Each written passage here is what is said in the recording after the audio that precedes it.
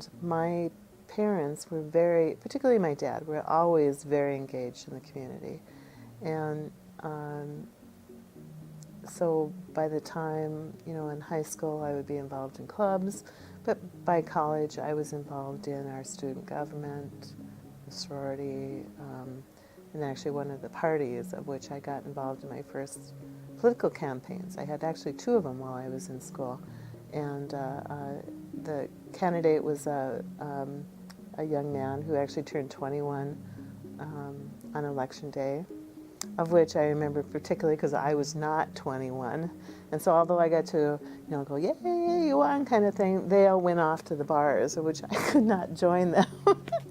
And so, truthfully, it was kind of a progressive kind of thing, a little bit partly because of how I grew up and my own parents' involvement. But, from jumping ahead to there, then you get into the careers, and I always felt that was maybe partly because how I was raised too, the same kind of thing, that I always wanted to be involved in something other than the accounting world.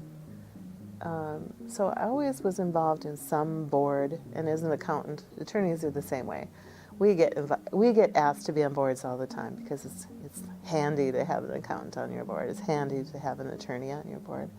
And so I always had at least one, maybe two boards that I was involved in.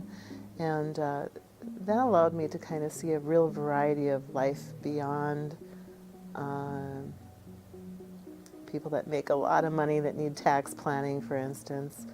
So I got, at one point, real intrigued by youth, at-risk youth, usually people in poverty. And so that also led into my being on a human rights commissioner for 6 years. And human rights, as you may know, is really broad. I mean, it's from housing to feeding to rights to everything, anything that means because you're a human. And so that brought into my life a whole gamut of different kinds of things outside of this typical public accounting life. And so, there'd be things that I've always been sort of a little activist-ish on. And as we were just talking to a police chief, sometimes those aren't the kinds of things you would think of for a mayor, but talking to a real variety of people, representing a real variety of people, not just those that have money, those that are developers, those that are business people, but the whole gamut of what makes up a city. In retrospect, being a mayor makes a lot of sense.